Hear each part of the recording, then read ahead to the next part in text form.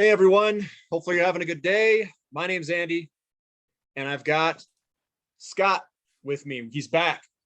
He's back from slaving over there at his full-time job, working hard. So Yep. Scott's with Sow and Reap Capital. He's got the YouTube channel. You can see it above his head there. Obviously, I'm with the Finding Finance channel. If you want to follow us on Twitter, you can do either one. But thanks for coming on, Scott. Really appreciate it. I wanted to get you back on. I really do, and I know some people who normally watch want to get you back on and get your opinion. So, uranium. What are your thoughts on uranium now? What are your thoughts?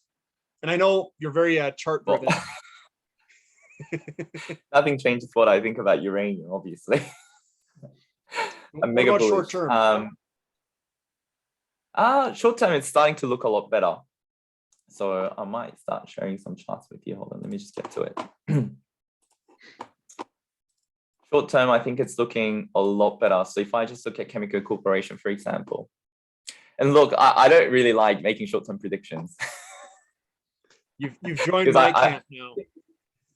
Yeah, I mean, short term predictions are just short term predictions. It's pretty inaccurate, but hold on, let me just remove all this. Okay, and let me just turn this into candles. Yeah, so if I just look at the daily chart, so the reason why I don't think short term matters so much is I've just drawn in. This is a log chart of Chemical Corporation, for example, and I've just drawn in the 2000. Do you know how to put a watermark on your charts? If yes. Right click setting. And then appearance. Appearance. And then there's a watermark check. Check that on and then hit OK. And then you might want to make it a little bit darker. Yeah, there you go. Just so people can see it. Yep. Okay, that's great. Camco. Yeah, so yeah, I mean, really what we're aiming for is the entire bull run. So Andy and I, right, when we are buying these commodities, we're not in it for a short move, right? We're never chasing for these type of moves. We're not chasing for fluctuations. And what we're in it for is the entire bull run in the commodities market. So I don't know exactly how do you, so obviously the patterns are different from the 2000s. So you can't overlay it exactly, but ultimately this is the major bull run that we're trying to catch. There's no way, I don't think, from my experience in the 2000s, there's no way that I can catch these fluctuations. I can try, and maybe I will try, to catch the tops and the bottoms for a very small portion of my portfolio. But the majority, I'm talking like 90% plus, I'm just gonna buy, hold, and accrue on pullbacks. That's all my plan is. So it doesn't matter. So ultimately, let's say we just repeat, I guess, the pace and the size of the move that we've seen in the 2000s, right? This is all we need to focus on. And this is why I just never, like, the movement, the daily movement in the markets just don't affect me at all, because this is what I'm focused on. Wouldn't you agree, Andy? So the thing is, with these, you don't know if it's going to do this type of move ultimately to the top, or it could be a much smoother trajectory with much less volatility. And it could look something like that. But that's not something that I don't think I can predict. So anyway, having said that, I mean, we're all like, sorry. What I do is I'm trying to catch the entire move. I only buy on pullbacks, but I focus all my efforts on the conditions for this to exist. So what is going to cause the rotation or the rollover of Camco? What is going to fuel the move higher? That's where I focus all of my efforts. It's really this, isn't it? Yep. So this is the M2 money supply. And I've basically got M2 money supply is the pink line here. And then you've got the SPX, so S&P 500 on the top here. And then you've got the rest of the commodities complex down here. So you've got gold. So ultimately, just to give you, I think M2 money supply, really, the growth rate of M2 money supply determines the asset values over time. And what I mean by that is when you look at this M2 money supply, it's a pretty, clean, smooth line. But what happens is with stock market, for example, it comes above and then it comes below. It outperforms, I guess, the pace sometimes, or it underperforms sometimes. So what it's showing is it back in the 2000s, for example, during the dot-com bubble, it's gone way above it and then it's come down below it and it's traded below for a long time. And now it's keeping pace with M2 money supply. What you see in silver, for example, so this is silver here, the light gray line here. Well, during the 1970s, during the commodities boom, it came above it once, it poked above again, and they stayed above, and they went way above it, right? So over time, what happens is, and then it sat here below it for a long, long time again, and then during the 2000s run again, once again, it outpaced the growth of money supply, right? And so what happens over time is everything needs to keep in pace with M2 money supply. The only exception to this, I believe, is when there is a deflationary impulse caused by credit crisis. And so in 2008, for example, this period here, we've had everything sit below it. You've had the stock market sit below it, silver sit below it, gold sit below it, and oil sit below it. The conditions for that is the delinquency rates, right? So the conditions that determine the credit crisis and therefore a deflationary pressure, in my opinion, is the delinquency rate. So I want to make a comment. I want to make a comment on that chart real quick, though. Yeah. Here's an observation if you guys want to notice. Tell me a time, if you can see on the chart right there, where all of the assets exist above the M2 money supply red line, that money stock line. Can all of those assets simultaneously be above the line at the same time? It can't. Well, it can't. It can be below them, but it can't be above them. Yep. And why is it? Because what this is showing us is it's showing us market conditions where during certain market conditions, the assets like commodities go above the red line. And then at the same time, you're going to see the stocks go below the line. And the M2, the red line, is the money in the system. So what it's telling us is if this is where the money is, if something goes below that line, something else has to go above it because the money is somewhere else. This is literally showing us ratios in a different format. So if you look, what's above the line right now is what this means is that in the 08 crash, 07, 08, and then 09 bottom, that all of the money that they printed went into stocks. And it did not go into silver, and it did not go into oil or gold. More of it went into gold, but hardly any went into silver and oil in the chart that you've got up there. So what's going to happen, in my opinion, is we're going to see the yellow line go down. And if you look at the fractal that it created in that yellow line, it's the same fractal I see in everything. That's a topping pattern that's going to, I think, eventually head lower. It doesn't mean it's going to go straight down, but I think eventually it will head lower, and then the commodity prices are going to go berserk. Now, if the commodity prices go berserk, you know what we would see? We would see a large breakout of your producer price index going up right now, which we're seeing. It all aligns. All of the market conditions align with this rotation happening, which is absolutely fantastic. Okay, sorry to. Yes. No, that was really good. So let's look at delinquency rate on all loans, right? So what I mean by the credit destruction and therefore the deflationary pressure is when you have delinquencies, right, like this, like we've seen in the 2008. And we saw the delinquency rate pick up before the 2002 deflationary pressure as well. What we're seeing, right, so basically what that means is your money supply based on the money that's been created through the commercial banks through your loans, right? So if I take $10 to the bank, they will loan me $100, creating money out of thin air. And so that loan, that it reverses when there are delinquencies. And so this creates a deflationary pressure where everything then comes crashing down below the M2 money supply, right? That's what I mean by deflationary pressure. Unless we see a condition like that, it's very hard for me to believe that we're going to be sitting below M2 money supply in all the asset classes. We also saw that in like 99, 2000, like it all went below in like 2001 or something like that, or 02, Yeah. yeah. We saw Yeah. that same condition 2002. where they were all below. And Did the you had a little bit of warning in the all. Yep, there it is. Yep. Yep. And so what happened here is actually it was the business loans that had a lot of delinquency rate during that time. If I just type in delinquency rate, business loans. So what you'll see here is the delinquency rate really pick up for business loans during that time, which drove the stock market prices down.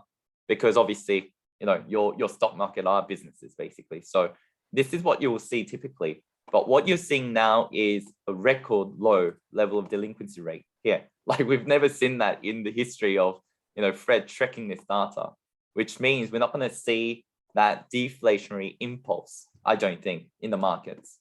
And another thing that's really interesting is the households, checkable deposits and currency. I think this is so important, but, and this is why I keep talking about it. If you imagine, right, you've got $80 billion in total. So this figure is really easy to measure because this is just readily available information out of the accounting books of the commercial banks. So if you've got in 2007, before the crash, this was telling you that people and households were running out of money, right? So you've got $80 billion. It's actually really hard to believe that people only had $80 billion in checkable deposits and currency. Don't you think that's unbelievable across 300 whatever million Americans out there? Well, I don't like that. That doesn't even bother me. What's on the right-hand side is like, oh my goodness, look how much they have now. I know. That's what I'm staring at. So right now, right now, you had $80 billion, right? Only $80 billion before the financial crisis. And then right now you've got $4.3 trillion. 4.3 trillion. That's like over 50x the amount we had. So how do we see a deflationary pressure when people have so much more, 50 times more cash sitting on the sideline, right, than we did back in 2008? And so what I'm trying to say is I think we are so far away from that deflationary impulse that everyone's expecting because the data is not showing you that. The data is basically saying, if you look at the commercial loans as well, created through the commercial banks, it's only just started to grow. So if you look at the cash balances of the banks, I don't know if I can pull that up quickly. Cash assets. Let me see. Yeah.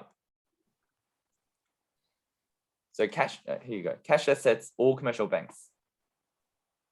If you look at this, we're sitting at nowhere near where we're sitting right now. It looks like all this stuff looks like nothing because the amount that we're sitting on right now is humongous. And what happens, Andy, as the cash balances go down with the banks, what does that mean? As long as the delinquency rate is not going up, it means they are utilizing the cash balance to create more liquidity injection by multiple factors, right? Because when they draw down this cash, it's creating new loans into the system, basically. And so the commercial banks are just starting to create extra liquidity into the market through new loans. We're not seeing delinquency rates tick up yet, creating that deflationary pressure. So all I'm seeing is all these inflationary pressures just sitting on the sideline, basically ready to go. And so this is probably the biggest market condition or the factor that I look at before I consider investing into commodities, because commodities will largely depend on money supply. Because the fundamental outside the supply demand fundamentals for commodities, I think that one of the biggest important factor that drives a commodity super cycle is the liquidity in the system, the amount of money available to chase hard assets. And that's what we're seeing. We're seeing unprecedented level of liquidity on the sidelines, ready to be deployed. And the thing is, with the banks, right? So banks have unprecedented level of cash right now, right? Same with the households. Do you think, I mean, everyone's expecting a crash. So understand from the retail's point of view that maybe they want to hold into cash until they see the prices rise or recover. Banks, we just entered a new quarter. Do you think, how long do you think the banks, the commercial banks, who are measured, right? Their performances are measured based on their performance of the assets and investments. Do you think they will be sitting on the sideline for much longer, right? With cash, with unprecedented level of cash yielding them, they know they're sure to lose 9% per year for inflation. That for how long are they going to stay in cash? They won't. They can't. They're going to loan it all out. They're going to loan out all their money, which is going to bring at higher interest rates. And then they're going to put all their money in the same stocks that I own because hopefully they go up a lot. Exactly. And the thing with the prices, even among institutional investors, is that they can't be the lone wolf of. With the bigger banks, they can't be the lone wolf investing into commodities, for example, if no one else is investing in commodities. Because I think the biggest fear of the fund managers is that they don't want to lose their jobs, right? So they can go brave and make a ton of money, but the reward that they will get through bonuses is probably less than their fear of losing out on a job if they made wrong investments. So what I'm trying to say is, as the commodity prices rise, more fund managers and more institutional money will get comfortable investing into the commodity sector. And what happens to retail? What happens to the pile of cash that the retail is holding right now, the households are holding right now? 4.3 trillion, that's not a joke of a money, right? So if like a couple of $1 trillion piled into the commodities market, it can drive the market capitalization of the commodity sector far greater by multiple factors than the couple of trillions that's put in it, right? So I think the brave institutional money is probably starting to pile in. The fund managers, other fund managers, and other institutional investors, as they see the commodities prices rise, and as the consensus in the financial sector changes, among institutional investors change, and they're not the lone wolf anymore. And it's like that saying, you can't get fired buying IBM or whatever, right? So I think there's a saying in the Wall Street that says you can't get fired buying an IBM, even if it was to go bankrupt, because everyone owns it, right? you get comfortable buying into stuff that where the consensus is so good among the institutional investors. So same with the commodities. As the commodity prices rise, as the consensus in the Wall Street changes, and as the institutional money piles in, it will drive up the prices higher, and then the retail investors will simply chase it. So for me, the market conditions are there. So I think I just wanted to make that super clear before we get into the short-term charts. What if I ask you this question? All right. Yep. What could blow this commodity market up, in your opinion? What would have to happen? What could stop it? I don't know. Like I think there's a very, very small chance that investor confidence just diminishes over time. Like as in like they just keep holding cash. I mean, just because they've got an extremely high cash balance right now, it doesn't mean that they can continue to sell their assets and hold more cash. But I think the chance of that is really unlikely based on, I don't think institutional money will be waiting in cash. That's my thought, because the only thing that could hold it down is both institutional money as well as the retail money sold all their assets, sold their bonds, sold their general equity, sold everything off, and just started holding cash. And if you look at the velocity of money right now, it's at its like lowest level ever, right? So let's just say everyone holds cash and puts under the mattress and doesn't spend it for years and years and years. That's probably the only case in which I think, the commodities it isn't going to play out. But I give that a very, very low chance, because I don't think institutional money will be sitting around. Do you think interest rates going up could stop it? No, it's not. It's simply not going at a fast enough rate. I don't think. We're way behind the curve in terms of interest rates. It's so behind the curve. I'll show you. So you don't think interest rates, since the rate of change isn't going up fast enough, you don't think it will stop it? No. So if you look at the interest rates right now, whoops. Actually, the better chart will be to show you US IRYY. So the rate of inflation in the United States versus Fed funds.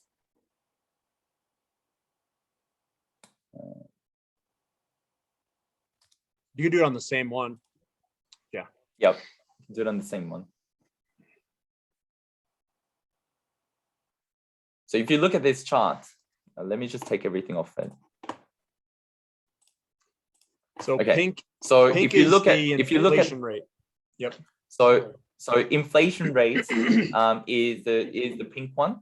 I'll just change this one to something more clear. Let's make the Fed funds rate is in green. So if you look at historically during the 1970s, your rate of Fed funds rate kept up with the pace of increase in inflation. So you can see that it follows really closely, right, between inflation and the Fed funds rate. So effectively what it's trying to say, I think inflation hit something like 12% in the mid-cycle around here. So your rate had to be also around 12% from memory. Hold on, let me just have a quick look because I'm not entirely sure. Hold on, let me just. Okay, this is better. All right. So this is telling you. So basically, Fed funds rate rose all the way up to 13% mid-cycle when inflation rate hit 12%. Right now, we are so behind the curve that it's not even funny. So inflation rate is sitting at 9.1%. I think Fed funds rate is sitting at what, 2-point-something% now? It's something like that. So what I'm trying to say is it's like so we are so behind the curve.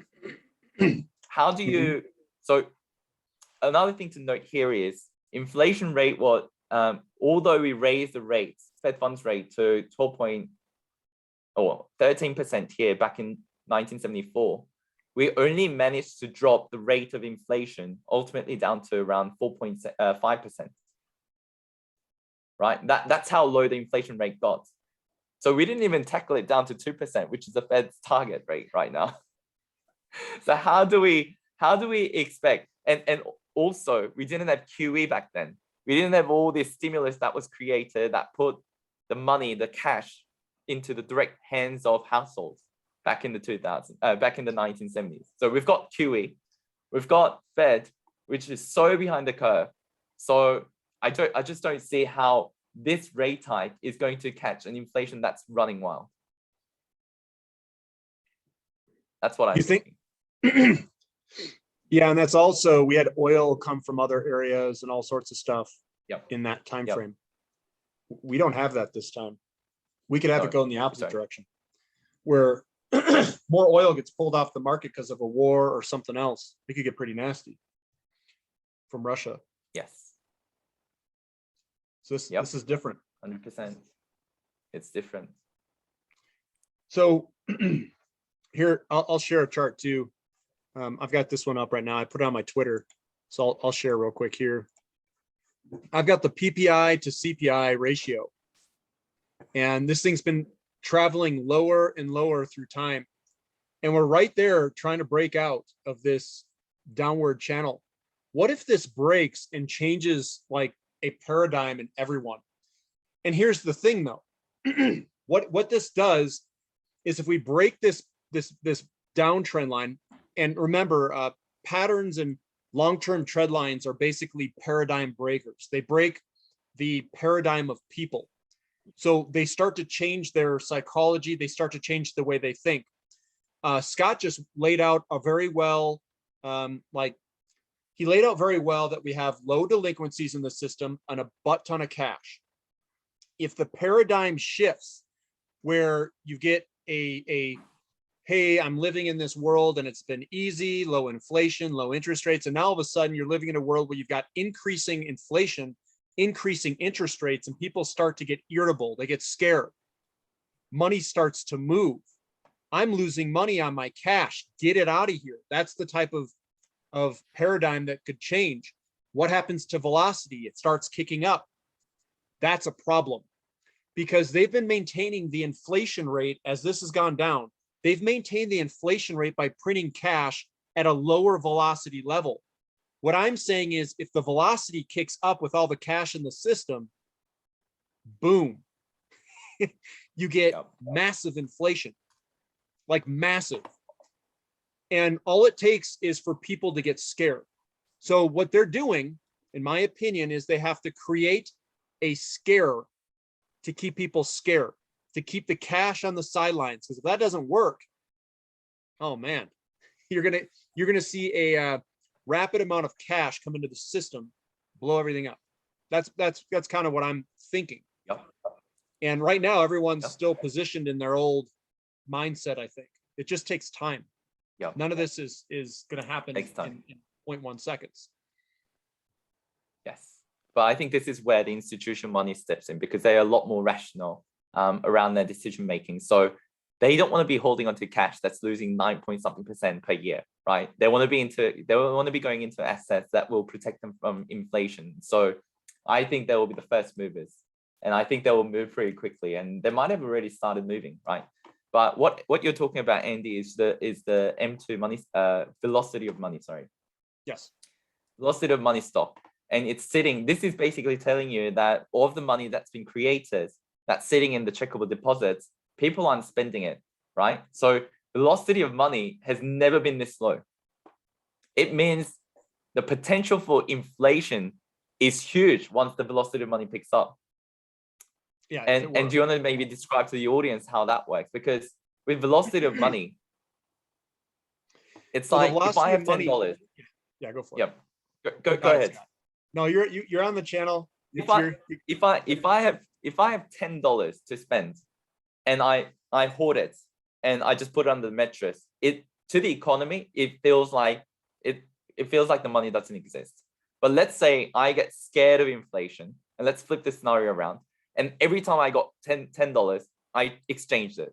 Let's say when I bought at the supermarket, someone bought it off me. I buy it again, spend the $10 straight away as soon as I get it. Now, all of a sudden, that $10 that you hold, that one $10 note could be worth hundreds of dollars in one day, if that makes sense. So if I exchange it 100 times, it's almost like having an effect of $10 becoming $100 for that day.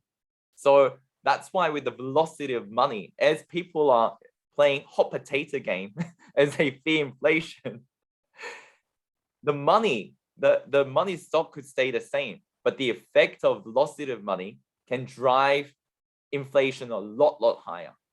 And that's what's potentially in store when you look at the velocity of money right now, because it's at record low. Yeah, from 1960s, it's never been that low. That's a psychological effect. So Yeah.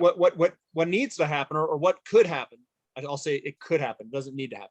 It could happen is the people that are hoarding the cash, if they get scared enough, it's not about keeping the $10, it's about keeping their hundreds of thousands of dollars. And then they say, I don't want it anymore, floods the market. And then Yep. what happens is you'll hit a critical threshold point where, let's say I'm hoarding dollars, Scott's hoarding dollars, someone else is hoarding dollars. We're all hoarding dollars because we think we've got this big deflationary crash. The housing market's going to crash. Graham Stevens, Meet Kevin, Reventure Consulting, they all tell me that the housing market's going to crash. I'm scared. I'm going to keep my money on the sidelines. I watch YouTube videos and they all tell me it's going to crash. So I'm hoarding all my cash in my bank account, right? All of a sudden, Scott goes and says, I don't want my money anymore. No, Finding Value says, I'm going to go buy a bunch of physical platinum. I'm going to go buy a bunch of oil stocks. And I just say, I don't want any cash. Get it out of my hands. Scott says, you know what? Oil stocks are going up. Platinum stocks are going up. Get it out of my hands. He floods the market with all his money. All of a sudden, Scott and my friend, we'll call him another channel. He goes, these guys are going in. I'm going in too. So he puts all his money in, right? He's liquidated, so to speak.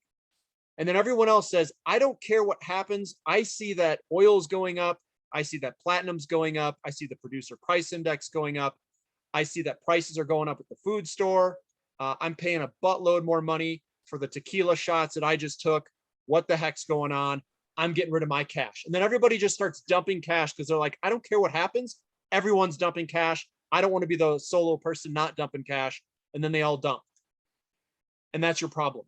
The velocity kicks up because it's a psychological deal there. It's not just one or two people. Like, that's what starts it. And the Federal Reserve, I think, is trying to prevent that from happening. I think they're trying to increase interest rates and get the perception out there to control people from that happening. They want the housing crash narrative out there. They want all that stuff out there. And maybe there is some validity behind it. Maybe the housing market's going to slow down. It'll crash in a couple of years. Maybe that is the case. But keep in mind, delinquency rates are low. and cash is very high. I don't see a crash that could happen. I think a slowdown is possible, but I don't know about a crash. And this is just all a bunch more evidence for that. So it's the psychology here plays a gigantic role. And you've heard people, or people have heard me say that I think it will do nothing, nothing, nothing. Then all of a sudden, when that psychological threshold is broken, something happens in a big way. It'll like ramp up. You'll see a ramp up, slow ramp up, and then I think it's going to be like boom, because the people's psychology was broken, and then the money ramps in. The problem is timing that is very difficult, because it's hard to time this stuff, because if everyone tries doing it all at once, you'll have a very short window. You're either kind of in or you're out in some of the assets, not all of them, but some of them I think will be like that. You'll see a rocket move. And uranium's one of those rocket move type assets. They can go berserk. You know, 1 year it's like nothing, and then 2 years later it's 50x higher. You're like, what the heck just happened? It's, how do you time that? And if you try timing the movements and you get out, you're like, I'm not going to do that. Yeah, and the scenario that you're describing right now, I think you can see it through the silver charts in the back in 1970s. So obviously it had a pretty good rise up until 1970, and then you hit a pretty big drawdown, right? And then this is where people are, oh, it's gonna, no, inflation's not here to stay. We're gonna go into a deflationary pressure. And then all of a sudden, nothing. And then all of a sudden people go, oh, inflation's picking up. I need to protect myself. Oh, he's buying, she's buying, right? I need to get some silver too. And then it goes boom. And then you go, oh, okay, inflation not too bad. You know, Fed's raising their rates. Inflation not too bad. Okay, we're going to go into deflation pressure, and then boom again, right? Yeah, This so hard. is what we mean by nothing. And then all of a sudden, all at once, it goes boom. And I think we just need to know that, right? Because we just need to be prepared for this. And this is why we need to be positioned while we're doing nothing, right? To start buying when everything's like going up like crazy, like it's just not good risk reward. We need to be buying when everything's down, when everything's doing nothing and the volume's low. When volume picks up, when the prices start picking up, as you said, Andy, multiple times, I couldn't tell anyone to buy commodities when everything's skyrocketing. It's just not a good risk reward trade then, right? It's good right now though, everyone. Who's watching, it's good right now. I think it's very good. Yes, I think it's very good. It's the boom that happens though. You have to sit in this stuff and wait, and then all of a sudden you're like, you get decades worth of gains in like months or years. It's ridiculous. So the way that if you want to retire, or if you want to change your life, and this isn't advice, this isn't anything, this is just my opinion for what it is you identify what's cheap, you buy a little bit, you cost average in a little bit. You don't bet the farm on one stock, you don't do any of that stuff, but you just buy a little bit. And that's, I'm talking about myself. This isn't advice or anything like that. I'm just talking about myself. I cost average in, I buy a little bit of each, and then I sit in them. And if that big move comes, because we've got the correct market conditions, then you can change your life where you get decades worth of gains in a year or two. But before that, it's like trying to tread water in gigantic waves, because you're going to be going up and down so dramatically, it's going to make you sick. I mean, you're just going to be bobbing all around. You're like, oh my God, I feel like I'm going to throw up looking at your account, because it's down and up and it's sideways. And, you're saying, I didn't sign up for this. This thing's up 50% and then I'm down 50%. How is that possible? But the way that I look at it is, some of your money could do ridiculous things. And that's why I brave through the volatility, because the only way that you can get those returns is with stocks that have that type of volatility. If it has no volatility, the returns won't be there. That's just the way it is. It's a part of I call it the genetics of the stock. With no volatility, you get no returns. Volatility is not risk either. Risk is something that is different. Risk is the ability, the likelihood of something going bankrupt, or the likelihood of a problem occurring, volatility is not risk. Volatility is volatility. Yeah, So 100%. yeah, it is a difficult hold. I will say that. But when you see, if you're on the right side of this, it's a beautiful thing. It's something that you'll never forget. I'll just say that. And you don't need to win on everything. It's so big. No. The moves will be so big that you can just win on some of it, and you win so big it doesn't matter. Yeah. Mm-hmm. That's right. You can't win on everything. I don't think you can win on everything. I mean, I don't know. In a commodities bull market, most of the commodities stocks do perform very well, but you might have some losers. But at the end of the day, as Andy said, because the returns on the winners are so good, it shouldn't really matter. So I've had some losers. Really big overall. I've been in Norilsk nickel. That thing's been wiped out pretty much. It's still out. I had a couple of very small mining companies that got wiped out. They lost their license. Some other things happened, and I had 80% losses in like 3 days. So it is possible, but I managed it through position sizing, where I had like 1% of my portfolio was in it. I lost 80% of 1% of my portfolio. Didn't work out. It's a small copper company. It's okay though. No big deal. Yes. And then other portions. That's exactly how you would. Other portions have gone up a lot. So the upside rewards were much greater than 100%. So it makes up for it. Anything else, Scott? No. That you'd like to share? I don't know if you want to touch on like CCJ charts at all, like short-term charts. Yeah, if you want to pull it up real quick. I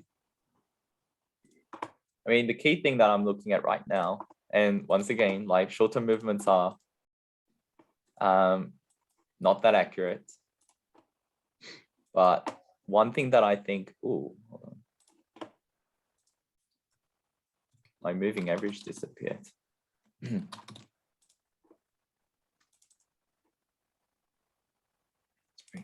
Gotta go to setting. One thing that I'm watching right now is the 200-day moving average. I think if we can close above this, I think we'll be really bullish. So we're still not there yet in terms of 200 day moving average, but I think if we can close above this, that will start looking really bullish. So I'm keeping my eyes on it, but there are lots of charts that are looking really bullish. So I think I posted up another day, just a couple of days before, around UUUU chart, and I think this is forming a really nice falling wedge. Delete this. So it looks like it's just breaking out.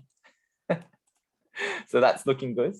Another chart that looks really good is probably LEU. So posted this a couple of days ago as well. So this was a huge falling wedge. And we talked about the forceful breakdown potentially. I mean, I see a lot of these patterns, don't you, Andy, across the board? Like this is a beautiful pattern. They have a bunch in oil and natural gas. Yep. So it's a beautiful pattern where you go sideways up, and then you come down, you break below this key trend here, key line here, faking everyone out, and you pop it back above, and then you consolidate for a little bit, and it's breaking out. So I'll show you a chart that I traded earlier last year, I think. So I traded this one that looked really, really similar.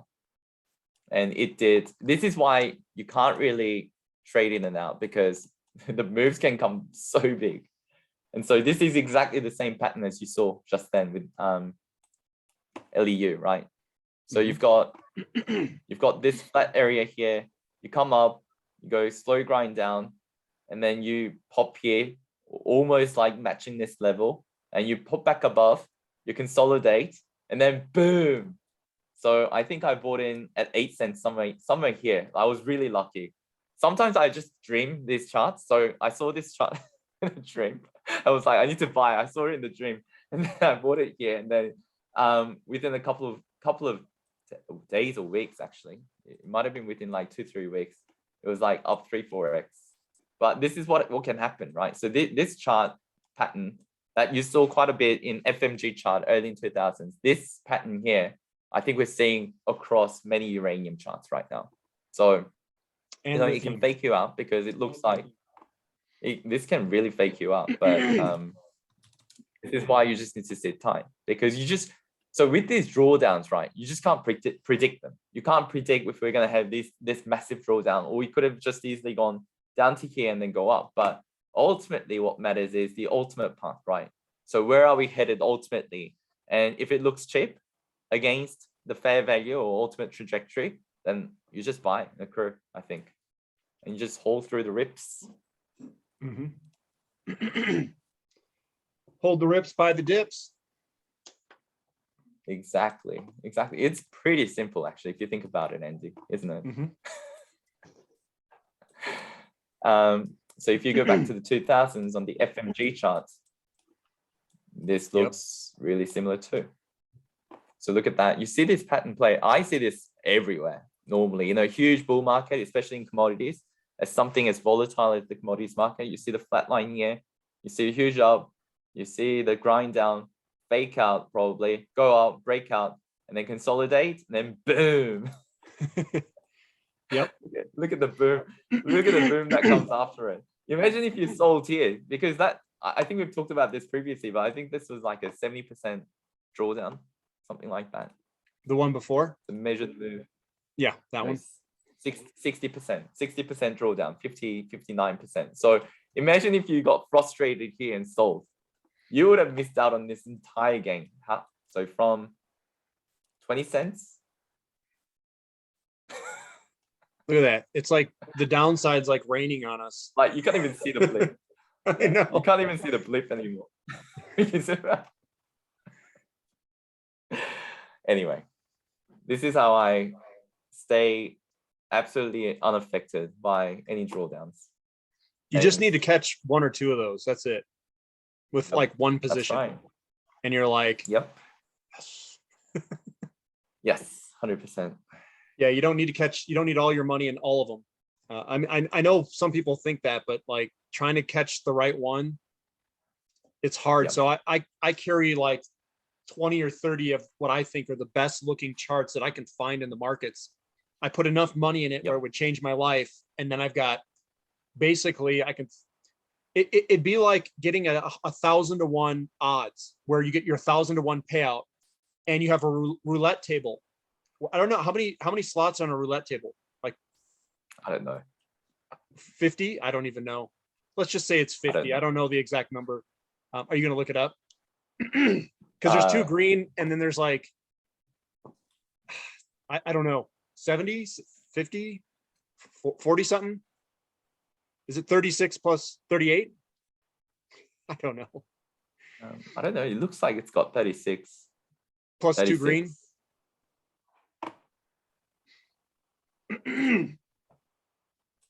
Well, anyway, it'd be like getting 1,000 to 1 odds.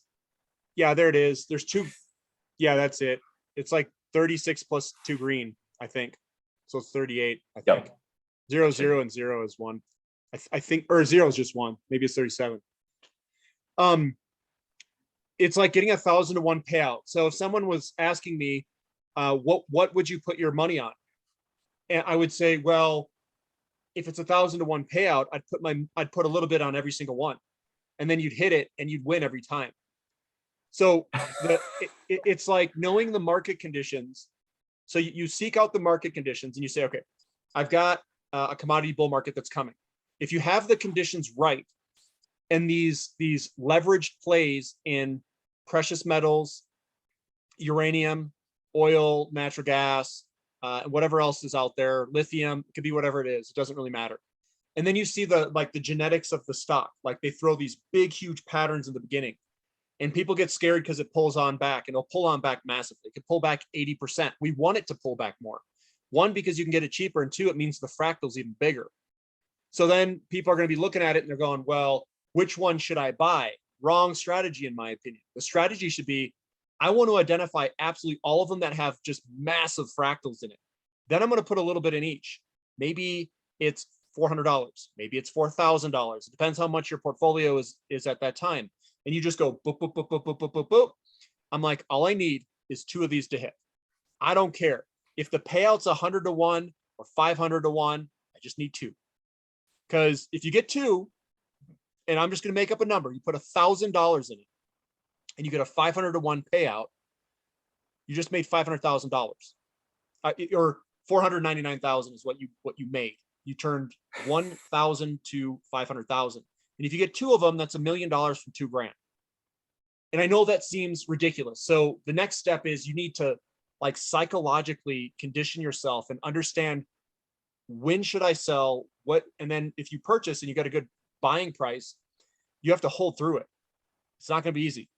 This isn't like, oh, I'm gonna go on a Sunday walk and it's gonna be all calm. And you're just gonna walk around. No, this is like you're completely, you've been drinking a whole night, you're hungover, and you're on a ship, a boat that's going up and down on some waves, and you're just like, oh my God, I'm gonna throw up every second. You're just like hanging on. You got a headache because the volatility is so massive. It's like trying to bullwhip you off this thing. And you're at the end of this bullwhip that's flipping you all over the place. And in order to do it, in my opinion, you kind of have to be mature. You have to understand the market conditions. You put a little bit of money in, so it's not an all or nothing bet. And then you have enough in there where it can change your life. I mean, that's kind of how I think about it. That's how I set up a portion of my portfolio. And then I put a whole bunch more money in safer stuff that isn't, it doesn't feel like you're drunk on a boat in the middle of a hurricane. You just kind of ride through it with some, physical precious metals or something like that, where you capture the big portion of the move. But that's the way I did it. That's not advice. Don't take it as advice or anything like that. That's just my opinion and kind of how I set up my portfolio. What else, Scott? You got anything else? Is that kind of how you set up your portfolio, or is yours a little bit different than mine? Yep. No, that's mine. So my rule is, no matter how much I like a stock, don't go more than 5% of my total portfolio into one stock. So my maximum purchase will be like 5%, if I really, really, really like it.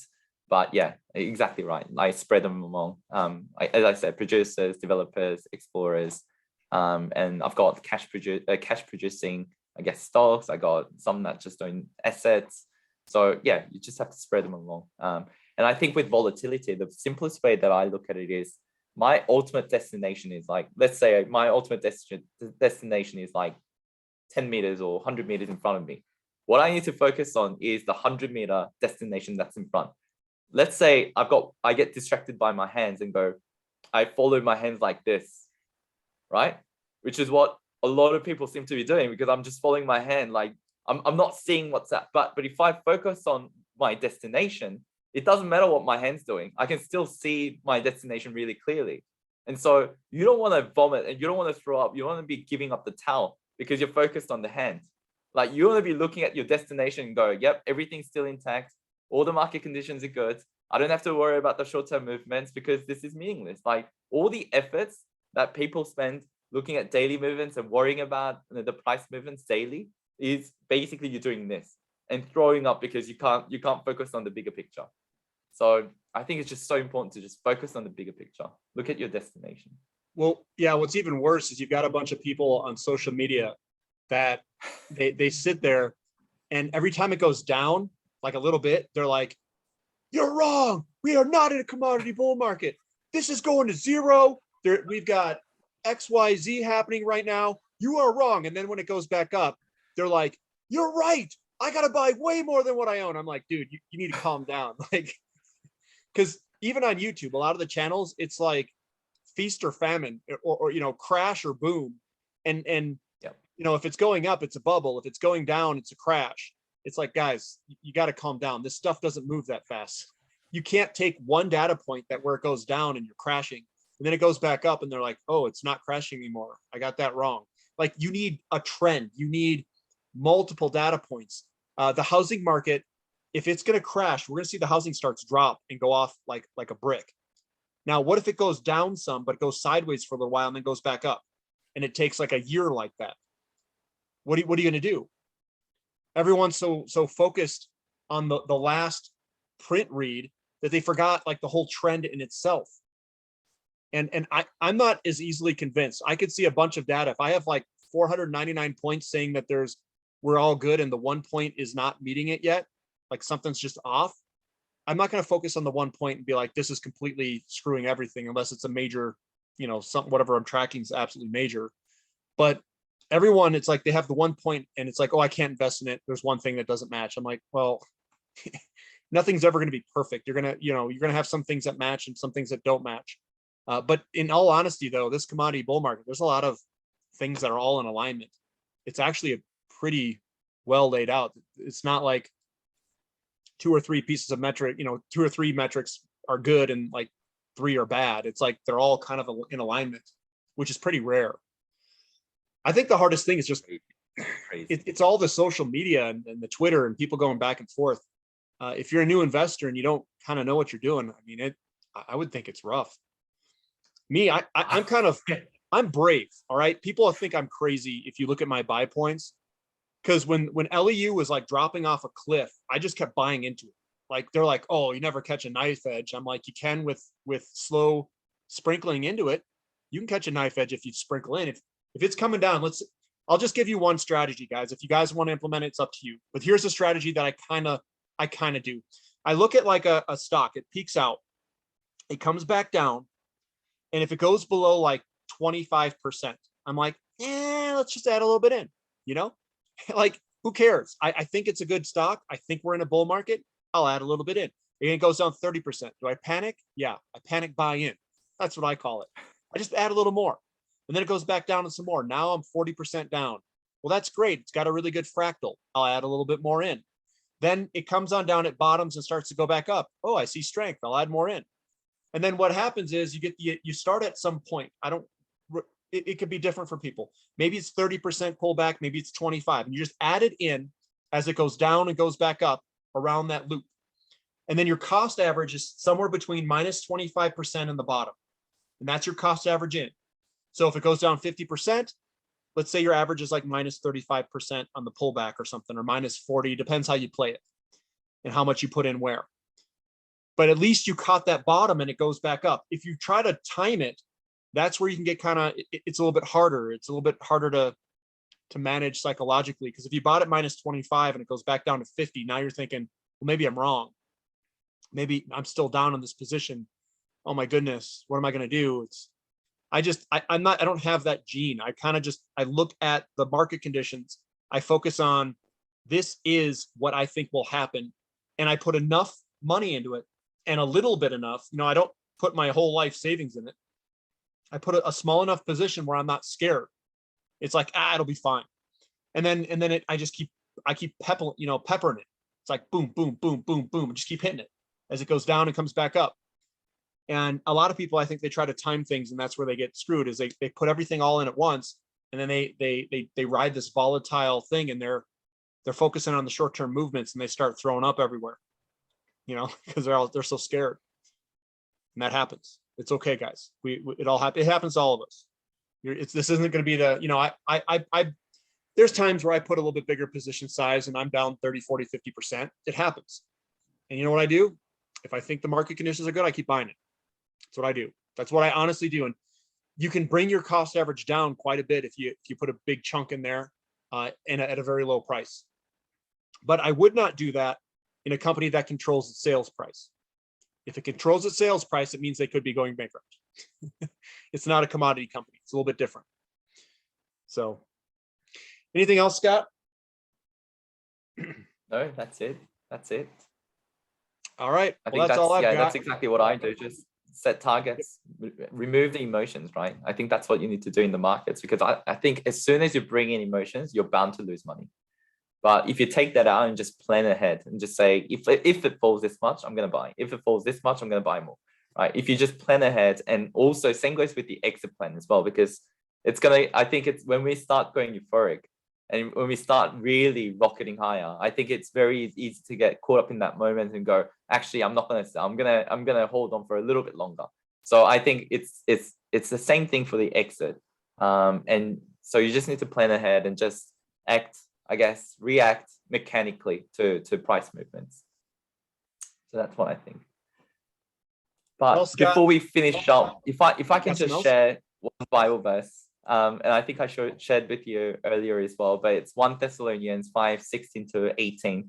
And for me, this has been just in my head the whole year. And it's really simple, but it's always be joyful, never stop praying, and be thankful in all circumstances. For this is God's will for you who belong to Christ Jesus. And so for me, the amazing thing about this is that, well, it's basically implying that you can actually force yourself to be joyful, force yourself to be thankful in all circumstances, because you just need to start saying it. And it's amazing how your mind changes, and from negative to positive as soon as you start saying the words.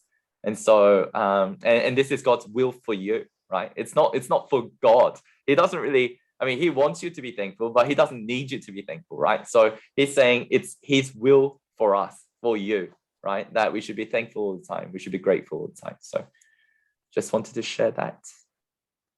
All right, Scott, you've been an all-star. That's all I'm going to say. Thanks for coming on. Guys, join Sow and Reap Capital. If you haven't, definitely sign up for the Finding Value. Actually, you can sign up to my website if you want, Platinum membership. That's up there as well. But that's all I've got for today. If you made it to the end, definitely comment, say you've made it to the end. Let us know if you've gone the whole distance. I'd like to hear you guys say that you went the distance. So thanks for coming on, Scott. Really appreciate it. And we'll catch everyone on, next time. Thanks, Andy.